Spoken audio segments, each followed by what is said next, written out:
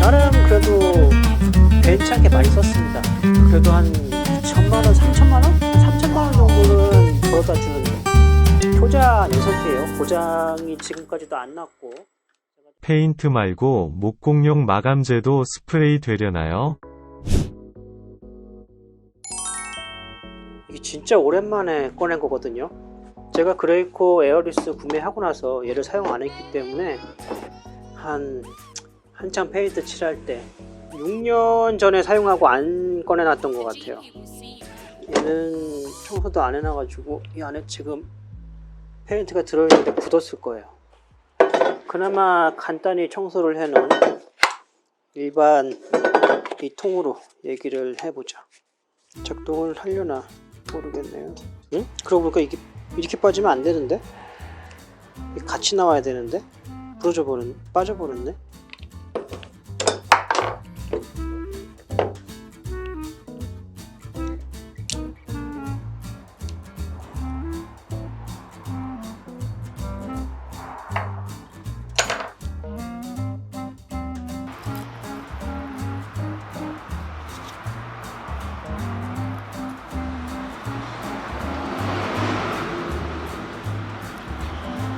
우선은 얘가 작동을 하는지 안 하는지 그거 먼저 확인해보고 나서 영상을 찍을지 말지 결정을 해야 될 것 같습니다. 지금 여기 깨지면서 나와버렸어요. 이거는 본드를 한번 붙여볼게요. 에폭시 본드를 발라서 수리를 해줄 겁니다. 잘 섞어서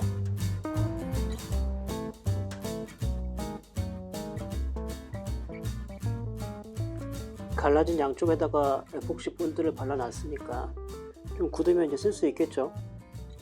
이걸 한번 쭉 보시면 아시겠지만 부품이 이것저것 파츠가 많다 보니까 씻어줘야 되는 거 되게 세밀하게 관리를 해줘야 되는데 이건 지금 엉망이죠. 제가 7년 전, 8년 전에 페인트 작업을 시작을 할 때 붓과 롤러로만 이제 작업을 했거든요. 그러다 보니까 이게 맨날 수작업이잖아요. 그러니까 굉장히 힘들더라고요. 그래서 이제 도장기기를 한번 구매를 해봐야겠다 해서 알아본 게 이런 흔히 얘기하는 에어 스프레이건이었어요. 잘 몰랐죠. 컴프레서에 묶어서 사용하는 흡기 그런 거랑 여기 보이시는 이런 HVLP 도장 기계랑 또 에어리스라고 하는 전문 도장 인테리어 기계랑 이런 차이점도 몰랐기 때문에 그냥 검색을 해보니까 에어리스 기계는 너무 비싸고 흔히 컴프레서를 가지고 다니는 것 같은 경우에는 컴프레서도 필요하고 부피도 굉장히 크니까 이를 가지고 다녀야 되겠다는 그런 엄두가 안 나더라고요. 그래서 적당한 가격의 에어 도장 스프레이건이라고 하는 제품을 골랐죠. 얘 같은 경우에는 그 당시에 한 45만원 정도 했던 것 같은데 나름 그래도 괜찮게 많이 썼습니다. 제가 이 제품을 한 2년 정도 사용을 했었는데 그래도 한 2천만원, 3천만원? 한 3천만원 정도는 벌어다 준 효자 녀석이에요. 제가 좀 험하게 사용해서 지금 노즐이 막혀 있긴 하지만 그런데 이 제품 같은 경우에 현장에서 사용하시거나 처음부터 써보신 분들이 거의 없을 거예요. 국내에서 도장 작업하신다고 하면은 다 에어리스 기계로 요즘에는 사용을 하시거든요. 근데 이게 분명히 이유는 있습니다.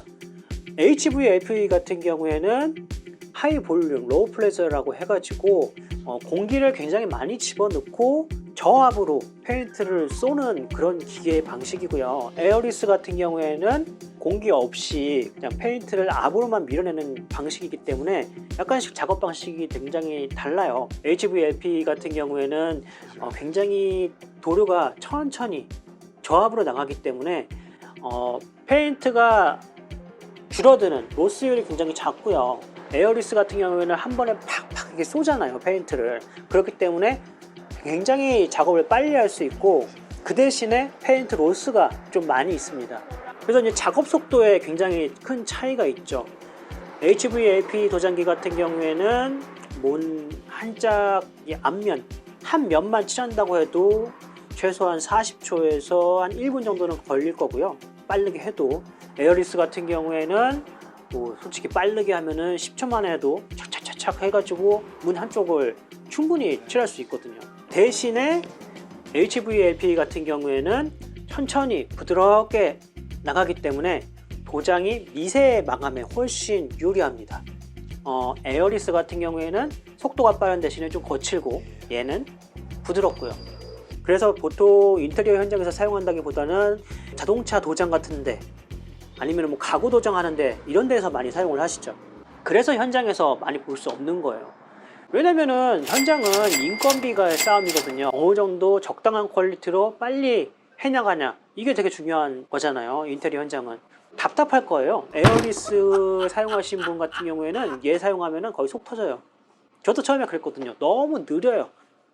게다가 얘가 무게가 꽤 나가거든요. 에어리스 같은 경우에는 기계가 본체가 따로 있고 이제 겉만 들고서 작업을 하면 되는데, 얘 같은 경우에는 여기 모터가 있고 또 페인트 자체도 이 앞에다 달아놓고 작업을 하기 때문에 이 전체 무게를 들고서 작업을 해야 된단 말이에요.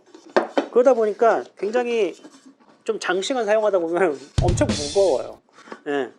그런 단점도 있죠. 아무튼 현장에서 이제 속도가 생명이다 보니까 이런 제품을 더 사용을 안 하게 되는데, 고급 도장, 예를 들어서 문도 되게 디테일하게 아주 깔끔하게 작업을 한다든지, 뭐 아니면은 싱크대라든지 표면을 굉장히 깔끔하게 도장할 필요가 있을 때는 이런 HVLP 제품도 고려를 해볼만 합니다. 경험치만 좀 늘어난다면은 좀 더 다양하게 상황에 맞게 사용을 할 수가 있어요. 근데 얘는 가성비로 사용하는 제품이라 그렇게 막 고급 도장에 들어갈 수는 없고요. 아무튼 이제 말하는 동안 이게 굳었나 확인을 해보고요. 결합해서 사용을 해볼게요. 본드가 굳었을까요? 얘 같은 경우에는 에어리스처럼 고압이 아니기 때문에 페인트가 좀 입자가 굵고 또 되게 끈적이면은 잘 안 나가요. 스테인이라든지 바니쉬 같은 거 좀 바를 때 그나마 좀 낫고, 수성 페인트 칠할 때는 물을 좀 많이 넣어줘야 돼요. 에어리스 같은 경우에는 그냥 누르면 나가죠. 페인트가 분사되고 뭐 도룡의 양 이런 거는 그 앞에 있는 팁을 바꿔서 해주는데, HVLP 같은 경우에는 이 앞부분 노즐을 움직임으로써 페인트의 방사, 각을 조절을 할 수가 있고, 또 이 뒤쪽에서 도료 양, 얼마나 페인트가 많이 나갈지를 또 조절을 가능하고요. 뒷면에서 모터의 다이얼을 또 이용해 가지고 바람이 얼마나 세게 나갈지 또 선택을 해줄 수가 있습니다. 그래서 페인트에 들어가는 공기의 양, 페인트의 양, 분사의 각의 양, 이 세 가지를 조절을 하면서 경험에 따라서 사용을 하는 제품이에요. 어떻게 보면은 노하우는 얘가 더 필요한 거죠.